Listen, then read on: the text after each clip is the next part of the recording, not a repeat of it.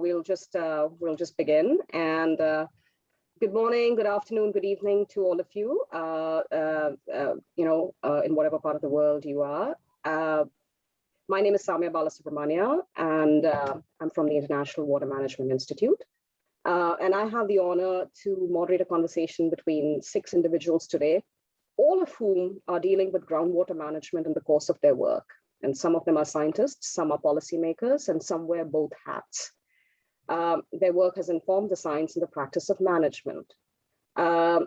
We have today in alphabetical order, Rira Fatima from the Pakistan Council of Research in Water Resources, Dustin Garrick from the University of Waterloo and Oxford University, Kai Gass from the Millennium Challenge Corporation, Washington, DC, Lian Wang from the Swiss Agency for Development and Cooperation in Beijing, Shivendra Srivastava from the National Institute of Agricultural Economics and Policy Research, ICAR, India, Veena Srinivasan from the Ashoka Trust for Research in Ecology and the Environment, Bangalore, India.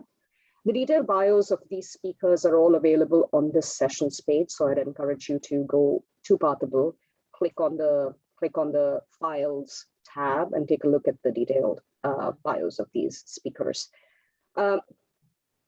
We will ask the members of our audience to post their questions in the chat feature in Pathable and to indicate the panelists that they're posing the question to. We will try and answer some questions live, and our panelists will post responses to all remaining questions after the session is over. So please do revisit the chat session on the session page in Pathable. But before we begin, I'd like to invite Mark Smith, who's the Director General of the International Water Management Institute, to make a few opening remarks. Over to you, Mark. Great, thank you, Soumya. And I'm in Montreal, so from me, it's good morning. It's a pleasure to be with you, pleasure to help open this session. And on behalf of IMI, to welcome everyone to a discussion on what's really such a critical topic across a range of issues. So it's a critical topic for sustainability, for resilience, development, ecosystems, equality, the whole system. And this is groundwater. This is a great challenge. We know that we have to manage groundwater in ways that will not deplete the resource and therefore not undercut those very systems objectives that we have for groundwater. We know there is very heavy reliance on groundwater in many parts of the world. And it has a major role to play in agriculture in South Asia, in the Middle East and North Africa, in China, Australia, a whole range of places. And these are all places where there are also many overpumped aquifers. And there's also, alongside that, a great push to increase groundwater-based irrigation in sub-Saharan Africa. So, and it's clear that using groundwater improves income, it improves livelihoods, but this can and perhaps typically has come at the cost of resource depletion. Groundwater is difficult to manage, and perhaps especially so in the economic South. But that's not to say that there are not many and varied and sometimes really good examples of groundwater management in many countries. There's a range of approaches that are used. Some are top down, some are more regional, some are more local, some are based on punitive measures, some are more are driven by positive incentives. For example, there's popular methods that include water or energy pricing that are quantity-based and so use quotas and caps. There's examples of tradable water markets. There's technology, there's management changes for improving farm-level irrigation efficiency. And there's newer approaches that are being developed and piloted and tested. So moving towards more positive incentives of buyback of energy quotas, of water quotas, there's fallowing, there's wastewater reuse, etc. So there's lots of tools to be used. All of these management approaches tend to focus on the aggregate problem, the problem of reducing overdraft. But this has to happen against a backdrop where there might be serious equity issues in accessing groundwater. So that leads us up to a set of really important questions that can help frame the discussion that we're about to listen to. So how do these management approaches affect equity? And also, do these approaches actually help the overpumping problem? And can we continue to use these approaches as the climate changes? Or do we need to do them differently now? So this session features a set of excellent and eminent panelists who are going to examine these questions from their points of view as scientists and policymakers working on groundwater management in a range of different parts of the world. And through a conversation with these experts, we're going to examine the similarities, the differences in how countries are tackling groundwater management.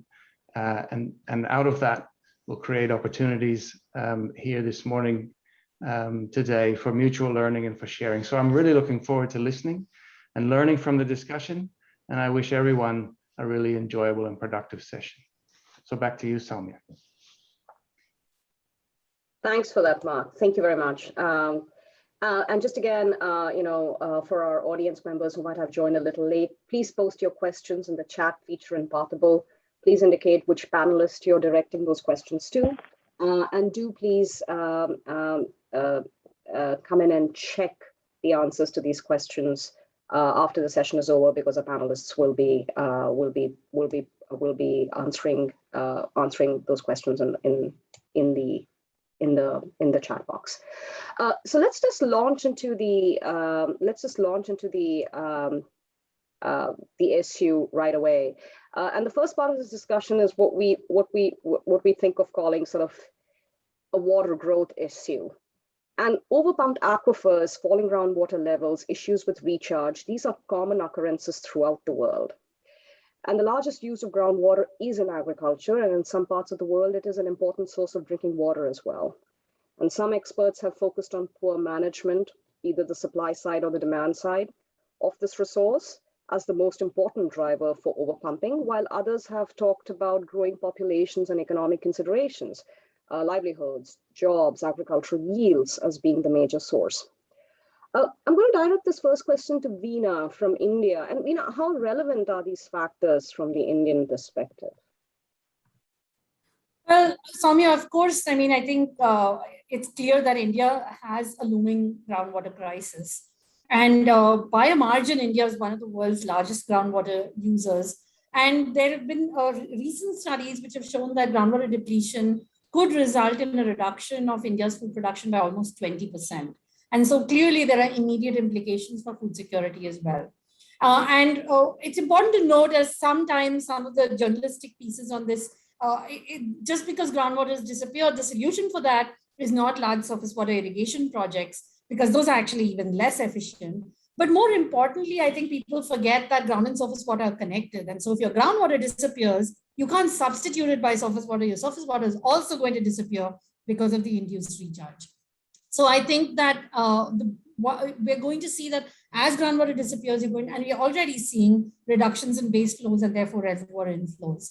And I think that it's important, therefore, to realize that we have a severe crisis. It's not just a water or a food security crisis, though, because I think that if it was just food, you could address it by importing or by just growing more food in the wetter regions which have the water. But the problem is it's really in countries like India, a jobs crisis, because we've kind of seen that and we have persistent policies of free electricity and so on. The reason is not just because people don't understand what's going on, but really it's the need to secure smallholder jobs and incomes for them, and to ensure that people who, if all they have is a little piece of land, they're able to earn a decent living from a small parcel of land.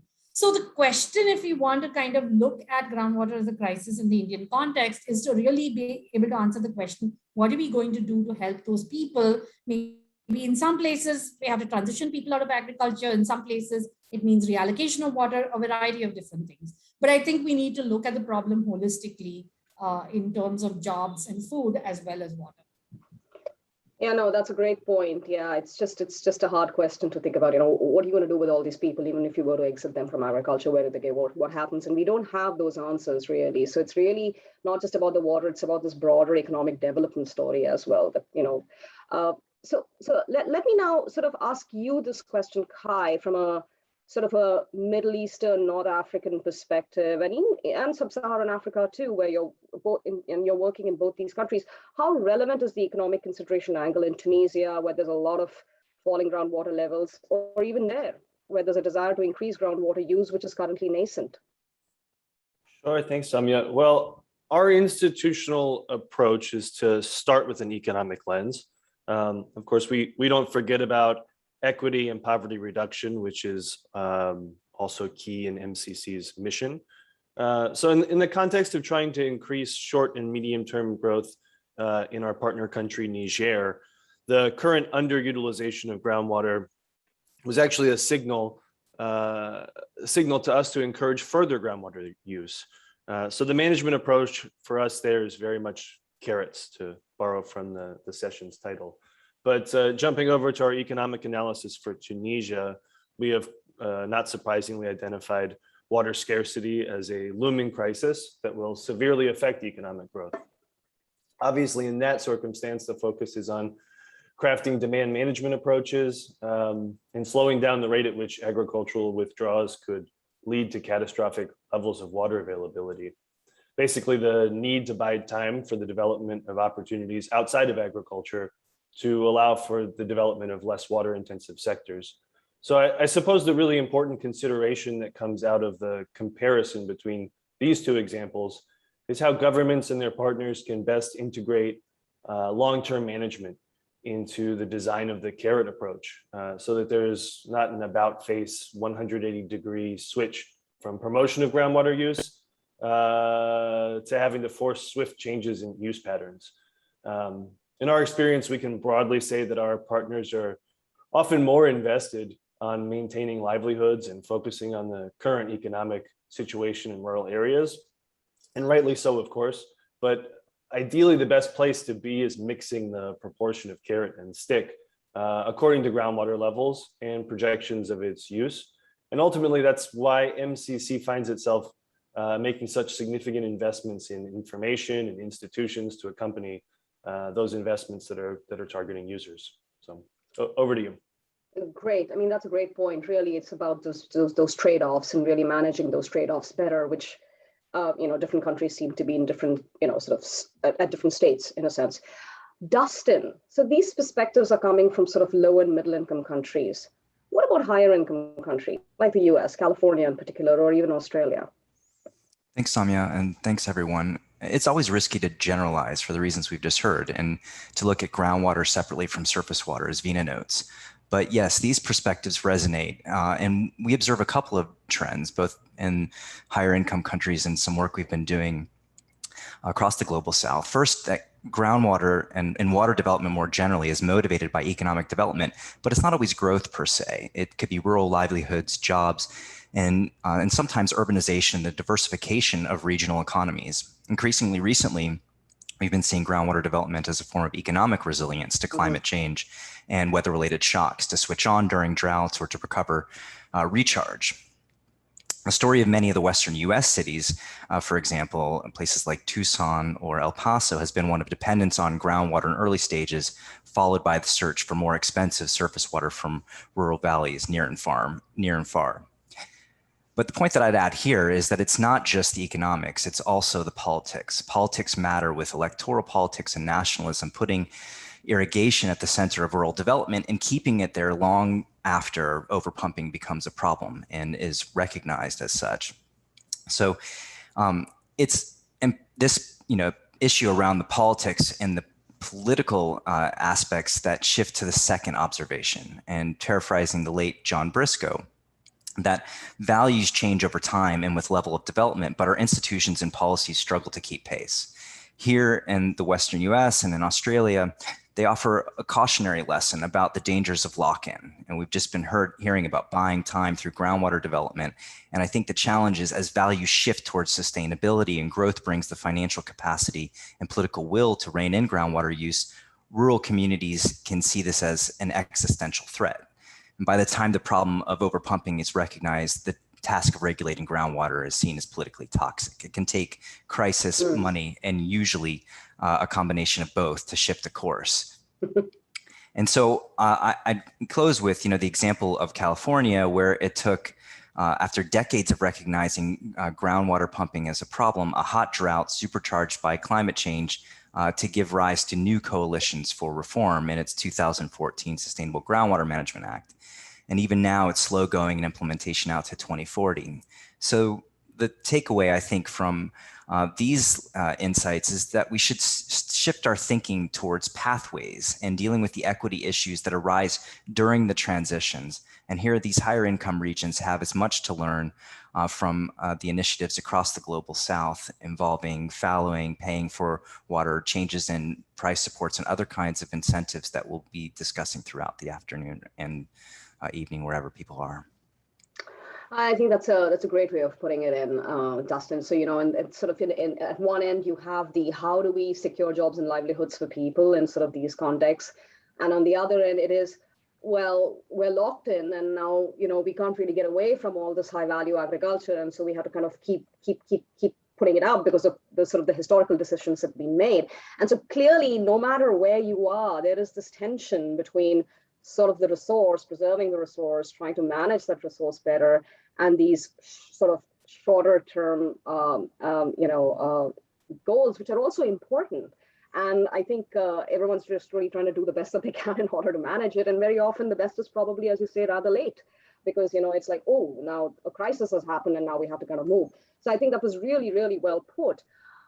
And that sort of brings me to the next part of our conversation, which is about what I think about, the bigger picture. And the bigger picture also clearly matters, because sometimes there could be some national policies out there that themselves can be a deterrent towards groundwater management, willy-nilly, unwittingly. So Lian, your project in the North China Plain, where you have been working with the Chinese government to experiment with a number of demand-side solutions to rationalize groundwater abstraction. How might some of China's national policies make it challenging for these demand-side management solutions to succeed? Yeah, yes, Soumya. As the previous panelists already mentioned, that groundwater overpumping is really an issue across the globe, impacting both developing and developed countries. China is not an exception with the fast development in the past decades. So the population increase,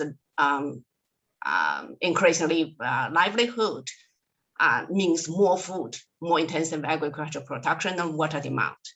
So since 2013, the Chinese and the Swiss governments have been collaborating in the North China Plan, which is a region of one of the most serious regions in the world facing the overexplored aquifer.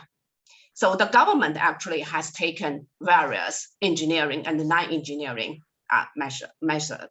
So the approach is actually the Mark mentioned in the opening remark and mentioned by the other panelists that they are all tested in North China Plan, both technologically and economically. So, but in recent years, I observed that government started to attach more attention to non-engineering demand-side solutions. So a good example might be the following policy. That has been already widely tested in our pilot province. You're right, sometimes China is always regarded as a country with a top-down policymaking administration for its very strong hierarchy policy implementation capacity from the central government to the province, to the city, to the county and to the village level. But a very well-designed policy, national policy, when it comes to implementation, it encounters various implementation challenges. So like this, the following policy, because when it comes to the ground, it needs the cooperation from the large group of smallhold farmers. Without their collaboration, so the implementation of a national policy is sometimes really difficult and impossible. And that is really the reality and situation in the North China Plan. So, that's a great thing. And also there is, as I can imagine, there is a sort of a food sufficiency, story there as well, which might make it hard to scale up fallowing as a solution, right? Because that might make it hard to achieve then the food sufficiency policy and those aspirations as well. So no, I think it's a great point, Lian. And just to add some comparison, sort of Shivendra, in India, how does the minimum support price on certain commodities limit the success of groundwater management solutions? First of all, thank you, Dr. Soumya, for having me here. This in India, the policy of minimum support price was initiated in the 1960s to incentivize farmers to grow more of rice and wheat and achieve the food security in the nation. And these assured prices, along with the high-yielding varieties, chemical fertilizers, and the subsidized groundwater irrigation, has successfully transformed India from a food deficit country to a food surplus nation today. And this policy of minimum support price is really a backbone of the India's food security program. But I feel that it has some negative consequences as well, particularly in the context of the groundwater management. For example, if you see the transatlantic plains of India, and this policy has contributed to the dominance of the water-intensive paddy crop, which is an ecologically a misfit crop for the region, and it is primarily contributing towards the groundwater exploitation. So there you can see a strong groundwater energy and food nexus, wherein any measure of groundwater management is strongly influenced by the price policy, prevailing price policies. A study in the Punjab state has shown that if we remove the electricity subsidy for the irrigation, so we can achieve a significant improvement in groundwater use efficiency, but it may not be sufficient to substitute water intensive paddy crop with a low water intensive crop, because with the given assured price policy regime for such crops, the paddy has become more remunerative and more stable crop as compared to the alternative. So I believe that in a groundwater management solution, we must acknowledge the groundwater energy and food nexus and encompass a holistic approach wherein this groundwater energy and food policies actually supplement each other rather than compete with each other. Dr. Soumya.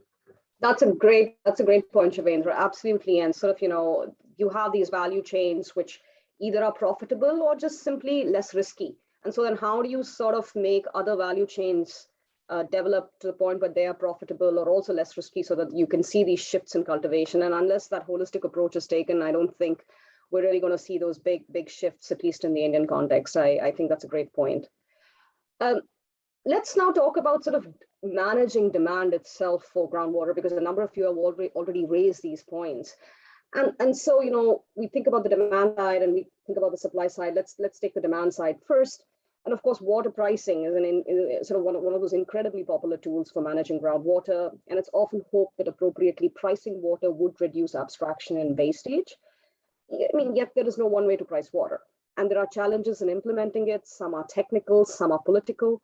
And even when implemented, it is not clear that the abstraction of water would necessarily reduce. So Barira, in the Punjab province of Pakistan, there have been increases in irrigation prices that were made, almost double. How did the government make it politically acceptable? And did it in fact reduce abstraction at all? Yes, in Punjab province, the farmers actually are meeting 50% of their crop water requirement from the groundwater. And let me clarify first that this price increase was for canal water charging, not for groundwater. Okay. And groundwater is still a free commodity, so farmers are free to pump it.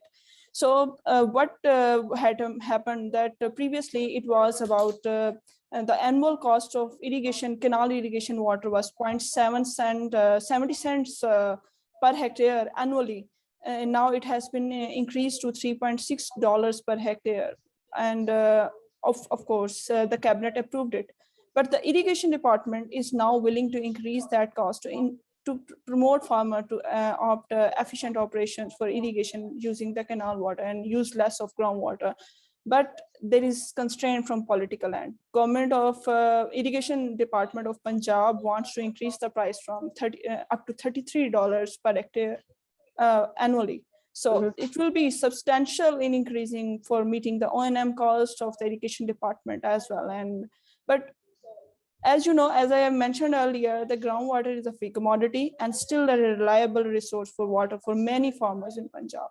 So, but it is not an easy adventure. It is an expensive adventure. So in order to compensate the cost of pumping, because if you use the diesel operated pump, the price range start from $10 to up to $120 per irrigation per hectare. But what farmer does that? Farmer only choose those crops which are of high cash value, like Shivendra has mentioned, more stable pricing, and like sugarcane and rice. And as a result, we are witnessing the changes in cropping patterns. We are seeing the increase of sugarcane and rice cultivation in those areas where it is not supposed to happen. People talk about climate change but there is only economic forcing that make farmers to choose crops that are not feasible according to the ecology, according to the land type, according to the availability of their canal water allocation, and of course, according to the quality of groundwater. So the answer is no. The increase in the prices of canal water charges have no impact on reducing groundwater abstraction, unless there is a policy or some restrictions imposed on the farmers or regulations imposed on the farmer not to pump groundwater if you have sufficiently available canal water. Yeah, no, it's a great point. And we've seen this elsewhere. I mean, in other parts of the world, for example, in Jordan, they have increased the prices on groundwater itself, but you don't see a reduction in abstraction, in part because the demand for water is fairly inelastic. And then people make changes in these cropping patterns, they grow more profitable crops. So you might be paying more for water, but you're also making more revenues. So you see all these shifts happen. It's not just one thing that's changing. In response to the price, a number of other things are changing. And so we see exactly these things in other parts of the world as well. So thank you for that, Barira. That's a really great point. Leanne, in China, in the North China Plain, a 3-tier tariff has been introduced. How has the implementation of this been? Has it been easy to implement it?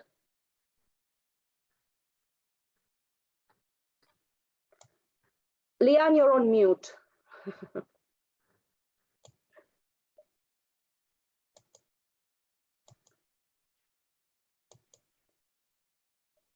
Okay, now it's okay. Yeah. So sorry, I just assigned the Chinese government. They have made various efforts, engineering, non-engineering, and particularly non-engineering or economic instrument. So pricing groundwater is one of them. But what is a reasonable or appropriate level to pricing groundwater? So there are many pilots in China, and in the North China plan, a 3-tiered groundwater tariff system was proposed and under debating. So the 3-tier means there's a basic price that's reflecting the water rights corresponding to the water resources availability to assure the water use for the agriculture production. And then there is the second part, aiming at encouraging water saving by charging an additional fee of the water used, the allocated quota part. And then the 3rd tier as water tax, to punish those water users who abstract more water beyond the limit. Such a concept is theoretically beautiful, even though it is a little bit complicated. But when it comes to implementation, and one prerequisite among others is to have the accurate measurement of the groundwater pumped if you want to charge and the pricing. And this is sometimes very challenging, and in some places even impossible, like in the North China Plan, because in the North China Plan, most of the wells are very small and in poor condition. They don't allow installing even metering devices. Our project do make a proxy method by establishing the experimental relation between electricity consumed and the groundwater pumped volume. But such electricity to groundwater volume ratio is dynamic. They will change with the geographic location, precipitation, and pumping activities. So all these would contribute to the inaccuracy of the measurement. So another difficulty I would like to mention among the others, many more, is the fee collection. Charging groundwater increase the burden of the farmers. So at least from our information survey in our pilot province, until now, no fee is able to be collected. So this is the situation. I think for the metering difficulty, accuracy, equity, and social concerns. So all a very nice designed price system, tariff system, there is difficulty in implementation. Yeah, so there's a big difference between sort of what's on paper and what happens on the ground, and the ability to actually do it. That's a great point there. I mean, another way to manage groundwater is, I mean, you could price water itself, but then some countries do it by pricing energy or rationing. And Shivendra, India does this quite a bit. How has, like I think about West Bengal, where they've changed these electricity regimes. They've gone from a flat rate based on, flat rate per month based on the size of the pump to volumetric based on actual energy use. How has that changed things? Yeah. Has it changed things? So if you see geographically, India is the 7th largest country with 28 states and 8 union territories. And in Indian constitutions, the issues like irrigation and water powers are state subjects, which allows each state to devise and frame their own policies to manage the irrigation water supplies, including the groundwater. So this gives an opportunity to see the different energy and the groundwater policies at the sub-national level and compare that which policies have got affected in different geographical areas. In few states like Punjab, Tamil Nadu, Andhra Pradesh, and Telangana, we have free electricity for the farmers. And there are several studies which have empirically documented that these free electricity has negatively impacted the groundwater level. Then in most of the states we have the policies like subsidized flat rate tariff or subsidized pro rata based tariff, or the mix of both the flat rate and pro rata based tariff. Then it's the West Bengal. When it comes to West Bengal, it is one of the unique states in India located in the eastern Gangetic Plains, which charges the full cost of supplying electricity to the irrigation. During 2007 to 2012, the state government took several policy initiatives, such as the universal metering of the groundwater pumps. It relates the requirement of taking prior approval for electricity connections, or even offered the one-time fixed cost subsidy for taking the electricity connections. And finally, it shifted from a high flat rate tariff system to the pro rata based tariff system without any subsidy provisions. So these initiatives actually incentivize the farmers in that state to shift from costlier diesel operated pumps towards the relatively cheap electric operated pumps. And if you see the empirical evidence, you will find that during the last 10 years, the number of electric operated pumps in West Bengal has increased by more than 3 times. And there are few studies which have documented the positive impact of these initiatives, policy initiatives on agriculture outcomes as well. For example, increase in the cropping intensity, or increase in crop productivity, or improvement in farmers' income because of the reduced cost of irrigation in that. Exactly. So we do have the positive impact of these initiatives, but I would like to flag one issue that there is one dimension on the it has particularly the shift from flat rate to pro rata based pricing has adversely impacted the informal groundwater markets as well. So because of that, most of the resource poor farmers get access to the groundwater and they are being adversely affected. So we see a trade-off between the economics and equity aspects of groundwater use in the West Bengal. So we need to see that how we can have a better balance between the economic and equity aspects of groundwater use in that through our policy initiatives. That's a great point. That's a great point, Shubhendra. Just that trade-off, I think, is really key. Dustin, sort of another popular, very neoliberal way to think about, groundwater management is formal groundwater markets that use tradable water rights. And these have certainly been implemented in Australia and the US and even in Chile. How have they performed? And have they regulated groundwater abstraction?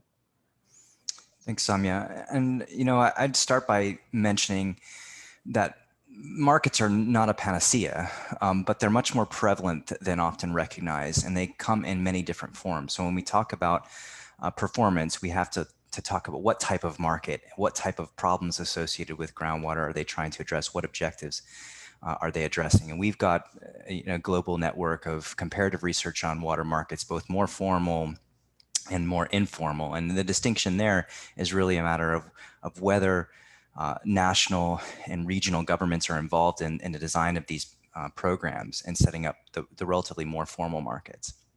And so I want to have a big contrast in people's mind between markets such as tanker markets that pump water from rural areas to bring to cities versus the textbook version of a cap and trade policy. And I liked how Leanne described how they work really well in theory, but the implementation, or the devil, is in the detail. And in the context of groundwater pumping, their success or performance needs to be looked at in terms of a relatively small sample or level of experience with implementing these kinds of more formal markets. And I want to be clear about what these formal groundwater markets look like in the context of the work that we've been doing. First, there are the cap and trade systems like the Edwards Aquifer of Central Texas, where there has been some success in regulating groundwater. Second, there are mitigation banks where groundwater dependent development requires an offset, and this provides an incentive to address water scarcity issues, competition between growing residential or urban use and agricultural environmental needs. And then finally, there can be water banks, which might involve recharge and recovery permits, which may or may not be tradable. And so there are positive examples here of performance in terms of increasing the economic efficiency of water use, moving water to higher valued uses, as well as addressing the sustainability issues. But I'd like to point to some of the common threads or trends in terms of the more successful examples. That there's no silver bullet, but the obvious are true. First, the need to recognize and account for the hydrologic realities and interactions in the design of these markets, and build in the monitoring capacity and scientific modeling to understand them.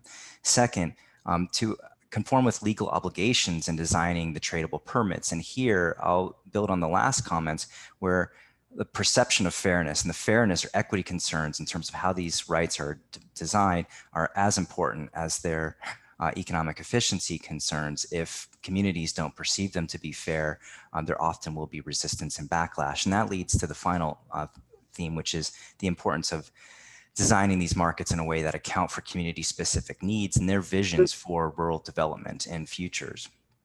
And the final point is that these attributes of the more successful programs point to a deeper insight, and that is the places where these tools have worked have also adopted other complementary strategies, such as collaborative planning, innovative metering and monitoring, conflict resolution and management, and similar approaches. So a portfolio or all of the above approach has been associated with the more successful experiments of using markets as a tool that are really, the servant to the governance which is the master in these regions. No, I think that's a great point. Just the sort of, how this plays out varies from place to place. Local realities matter. They can do good things. They can do perverse things in different places, depending upon how you look at it. I think it's a cautionary tale, and I think it's important to keep that cautionary tale in mind.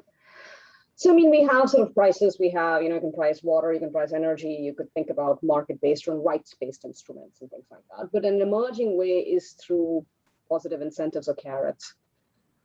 Kai, your work in Tunisia is focusing on the role of cooperatives there as a way of sort of harnessing some sort of collective action, really. What's the hope here? Sure, it's a great question, Samya, on why we would focus on cooperatives when there's a potential that this could actually lead to further over abstraction. But at the same time, I think what we're really asking here is how are we able to craft water savings measures in a way that outpaces over abstraction but doesn't leave current users in the lurch. Yeah. And so when we started looking at water use in Tunisia, I mean, the current state of water use is rather overwhelming from a project development perspective. You have just about as much water withdrawal coming from unauthorized sources as you have from those that are on the books. You also have inequity in access to reliable water, with those that have the means being able to dig deeper, typically private farms, juxtaposed with others who are basically subject to what is available in the form of public irrigation schemes. So in that scenario, finding real consensus on how to address the collective problem of water scarcity becomes all that more difficult, particularly when users have their own unique interpretation of the problems. So for most farmers, they need to produce more to make a living, and the hurdle of even thinking about managing water is almost impractical, despite knowing that the crisis is looming. So in promoting a cooperative structure, the thought is that navigating this tragedy of the commons scenario requires a certain level of empowerment and instilling a sense that democratic principles apply for determining the future of groundwater, the stuff that Dustin has just mentioned, the themes. Of course, we're also pushing for the development of cooperatives that are able to assist their members in better demand management practices, as well as diversifying into some value add opportunities, so that increasing agricultural production isn't the only way to earn additional income.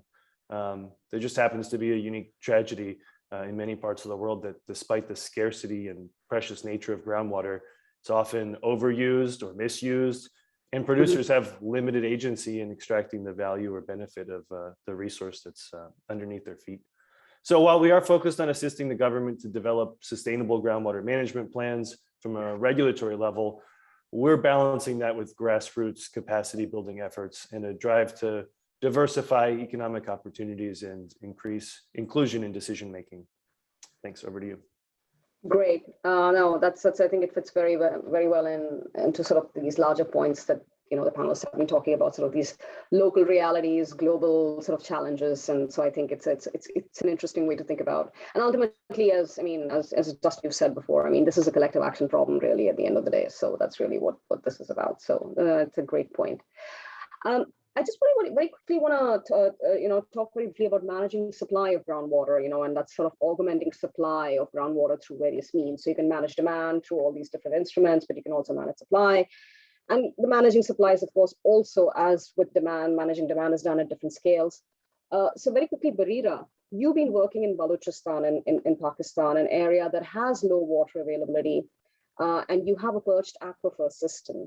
And how have you been working there? Can you very quickly tell us, how did you manage the groundwater at these local levels? And how are you managing these set of interconnected wells? Okay. The Karais water system of Balochistan is a cultural landscape that earlier civilizations of the province developed while interacted with the environment. So these are also present in Iran as Qanat, Aflaj as Oman, and I believe Tarpans and China.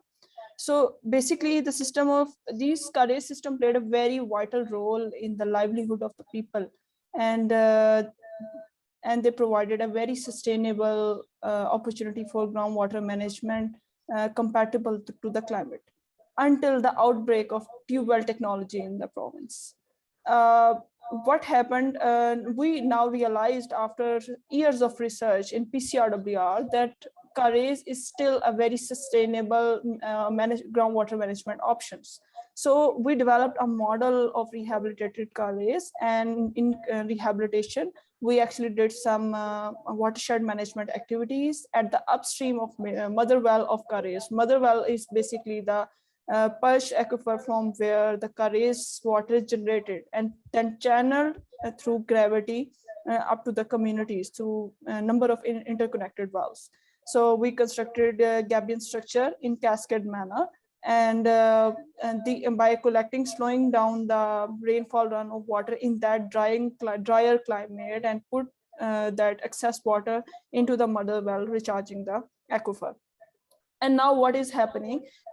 Still groundwaters are prevailing, groundwater pumps are prevailing, and now they are solar operated. So during winter months, farmers are not going, do not need raised water. So what we did, that we constructed an inverted well, and we put that perennial running water into that inverted well and diverted into the aquifer. Now in the surrounding, where there's 9 or 10 solar power tube wells, they are pumping continuously. Despite that, the groundwater of that area has been maintained up to 300 feet, whereas in rest of the Quetta Valley, it has been lowered down up to 1,000 feet. But this work is happening in Balochistan. So we are now moving this technology and expanding it to other districts of Balochistan. That's a great example. At sort of a local scale and on a local level, what can be done. Veena, sort of this aquifer recharge that we keep talking about, talking about artificial aquifer recharge, bringing surface water into the ground. What are the advantages and the risks of doing this? Yeah, I mean, Soumya, listening to everyone else, I think this is popular everywhere. And in India, that it's a really, really big movement to kind of focus on artificial recharge. But I think to just repeat a point I said earlier, ground and surface water, of course, are connected. So recharging groundwater is not a new source of water. Yeah. It's basically just taking one form of water and putting it into another. And one can't emphasize this enough, because often there's a tendency to think of groundwater as somehow magically the artificial recharge is a new source of water. It can be a good thing, because it's possible that your surface water was evaporating. Storing the groundwater under the water underground means you've reduced evaporation. It can be a benefit. It could also be, if it's not done correctly, it could be a problem. We see this in a lot of the cascading tank systems, for example, in South India, which are closed watersheds, where you're using fairly shallow structures to recharge. But if you weren't recharging it, the water would go to a tank, which was a much deeper structure. Yeah. And just by increasing the surface to volume ratio, you're kind of increasing net evaporation, because you're having a lot of the water stand in these very shallow structures. So it could go either way. But I think I think it's a much more valuable thing to think about groundwater recharge, not as recharging or creating a new source of water, but just thinking about it as a new storage system. It's like a buffer, Dustin used the term buffer against droughts. That's a much more robust way of looking at it. The two big risks, one, of course, you might want to just be recharging the shallow ones when everybody's pumping the deep aquifer. That's a problem. And then the much bigger problem is people somehow thinking now they have double the amount of water. Yeah. And therefore saying, we've saved the surface water, now you can use all of this additional groundwater that you just pumped. And I think that's where not thinking in an integrated manner is a risk. Yeah, no, that's a great point. I'd like to sort of, I'm mindful of the time. And so, we have about sort of 12 minutes left.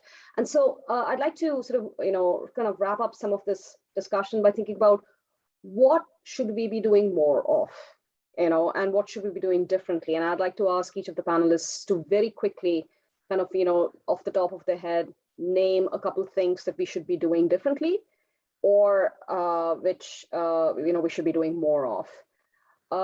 So let's start with you, Barira. What do you think you should be doing a bit more of in Pakistan?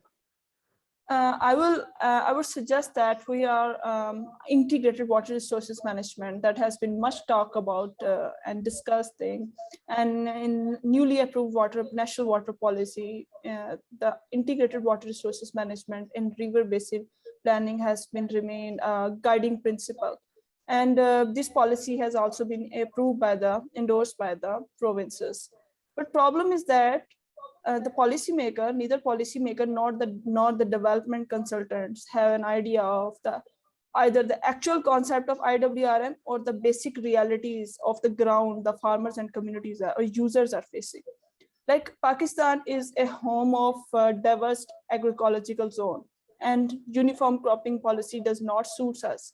In Balochistan, we have converted it to a national food basket, but in earlier time, not 4 decades ago, it was a rangeland meant for livestock and or rain-fed oats production. But now we are growing high delta fruit orchards, and it is draining the freshwater scarce resource of Balochistan.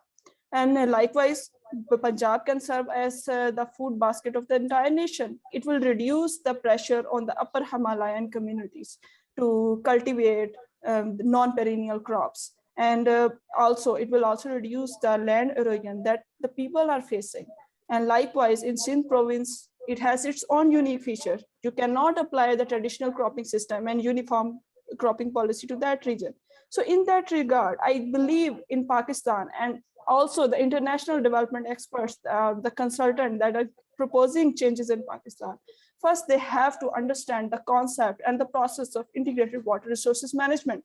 Then the real realities of Pakistan. And what happened as a result, that executing agencies have brought such projects to Pakistan, which are only meant for construction, only engineering solution under the title of integrated water resources management. That's great. Thank you so much for that, Varira. Shivendra, very quickly, what are some of the things that we could be doing in India? Yeah. So I think that at this stage, we should definitely pitch for the greater integration and convergence at different levels. For example, that Indian government recently has converged all the existing irrigation schemes into one holistic uniform scheme of irrigation, and hoping to irrigate every single crop field in the country by harnessing every potential of water resources. And for that, we have developed the irrigation development plans at the sub-national and the sub-state level, and we are implementing those irrigation plans, and same things can be replicated everywhere else. Then further, I feel that such efforts need to be constantly monitored in terms of the well-defined indicators. Here, I would like to mention one about this composite water management indices, which has been developed by India's topmost planning body, Niti Aayog. And this is a data-driven tool to empirically assess the performance of the water management efforts by the states on the annual basis. So what it does, it actually instills a sense of competition and the cooperation among the different states to perform better. So I think that this type of quantitative tools have the worked replication in the groundwater management solutions. And finally, I believe that we have lots of scope in promoting the multidisciplinary approach among the researchers, water management experts, the policymakers, and the practitioners. Because on several conceptual issues related to water management, I see lack of common understanding among the hydrologists or irrigation engineers or the agronomists or the social scientists. So promoting multidisciplinary approach to solve a common problem is the way to go in my sense. Thanks for that, Shivendra. That's great. Leanne, very quickly. Yes. I think like we all agree that the successful groundwater management really needs a cross-sector collaboration. In China, like there are many ministries are relevant: Ministry of Water Resources, Natural Resources, Ecology, Environment, Agriculture Ministry, Power Supply Company, and many private sectors. So in our project, we really, from the very beginning, promote the collaboration among these agencies. Like the Chinese partner implementing the project are from 2 ministries. So they co-develop our national groundwater monitoring system. So it is very helpful in our project. So we also, for example, like push the collaboration between power and the water sector, by billing the groundwater charge using the existing power network, other than installing new metering devices and data transmitting facilities. So I would also like to mention the other thing, the last but not least, is the role of SDC in this regard, in this process. So SDC is really act as a convener, as a bridge, facilitating the global knowledge sharing and communication. So like the event today. And for example, we also organized a regional training event in Central Asia in 2017. And at the beginning of this year, due to the COVID-19, a series of training seminars were organized in internet, and all of the lectures the participants can find in YouTube if you are interested. So as DC, we really hope that the knowledge generated by the project can be really used by all the people who may need them. Yes. Great, that's great, Leanne. So interagency, cross-agency, cross-country collaboration. Kai. Yeah, just a minute. I'd say that MCC is contributing by and the Millennium Challenge Corporation is contributing by diversifying our investments to take the stick approach, even though it means having to revamp the way we count our successes. Donors aren't often lauded for focusing on long-term goals that are aimed more at reducing eventual risk rather than showing immediate impact on livelihoods. And so I think our planned investment in Tunisia really marks the beginning in investing heavily in policy and monitoring systems, and that take the approach of long-term sustainability and encouraging the valuation of groundwater for its long-term potential. And while we are promoting the expansion of groundwater for agricultural production in Niger, we certainly are not about to neglect the lessons from the past and from other countries. And so we are investing in the capacity to manage groundwater as a limited resource, which is why you see our expanded focus on building monitoring systems at the same time as the wells and the pumps. So thanks again for this. That's great. That's great, Kai. Veena. I'm going to say one thing if we can do is use carrots and sticks together. One of the things that we really need is if you're going to bring in new water, whether it's new treated wastewater or an interbasin project, use that as an opportunity to put governance systems in place, some kind of water security planning, water budgeting. Water budgeting is something that we're trying to do at A3. And the second carrot and stick that can be used together is through corporate governance. I think there's a lot of corporates, particularly brand conscious corporates through ESG standards, that are able to pay higher prices for farmers who are engaging in better behavior. And so I would broadly say both of those are avenues for bringing carrots and sticks together. No, that's a great point. I mean, you're going to need a broad range of options. I completely agree with that. I think it's just, you're going to need many instruments to fix one problem. That's really what we're talking about. Dustin. Thanks, Samia, and thanks, everyone. Since my points are all taken, I'll just close with the headline that we need to find creative ways to scale up collective action. And there are 3 points to that. One is to embrace and empower informal institutions and build on successful collective action at smaller scales. And then second, to focus on designing transitions and coming up with creative ways of benefit sharing, compensation, and other kinds of incentive-based mechanisms to facilitate the shift from overpumping of groundwater in key areas. And that leads to the third and final frontier or area where I think we need to focus more, building on the comment around intersectoral trade-offs.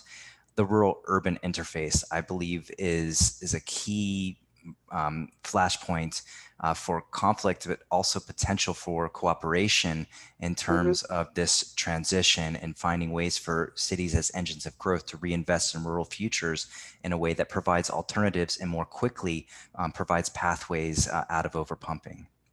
That's great. So Dustin, we're not only talking about different instruments, we're also talking about nested approaches at different levels at the same time, really. I mean, that's, I think, what you're kind of saying. So we've sort of reached the end of our our discussion with our panelists. I'm now going to quickly invite Dr. Lily Yu for some quick closing remarks. Lily, over to you. You have about 3 minutes. Okay, thank you. Thank you very much, Sonia. And thanks all the panelists. All the talks are very great, and I have learned a lot. And also due to the time limit, I'll just say 2 points. The first one, I want to say we need to always consider groundwater as a part of water resource to emphasize the interface between surface water and the groundwater. Because in most groundwater overexploited regions, the surface water ecosystem has also been destroyed. And in some places, some of the key factors of drafting loss of groundwater is the shortage and degradation of surface water. Like in Xiliaohe River Basin Plain in China, which is in north of China. They used to rely on surface water supply 20 or 30 years ago. But in recent years, the available surface water became to just a little. So maybe due to climate change, maybe due to too much exploitations in the mountain regions. So in this case, on the one hand, we need to reduce groundwater use in the overexploited regions. And meanwhile, on the other hand, we need to consider the whole water system to do something more broadly to restore the groundwater cycling. And secondly, I wanted to say that we need to make the invisible visible. Because groundwater is underground, we cannot see it. People do not know it very clearly. We must use some techniques to make people know it, to understand the whole system. I want to say monitoring and metering is very important, and which is the foundation of groundwater resource management and overexploitation control. When we talk about the methods relating to water right, water price, water market, and for most restrictive and insensitive approaches, we need to know the amount of groundwater pumping. We need to know the amount that has been used by each users or each user groups. Then we can say the metering and monitoring is essential. Well, the thing is, it is really difficult most of the time. Like in Hebei province, there are more than 1 million pumping wells. And most of these wells are for irrigation and used by individual farmers. So having all the wells metered is very costly and also is very difficult to operate. So that is a big challenge. And we need to take efforts to deal with this. Thank you so much, Lily. That was great. I want to thank all our panelists who have joined us from different parts of the world. Some, it's very early in the morning for me as well. I'm on Eastern time right now. But thank you very much. Thank you very much. Thank to all our audience members as well.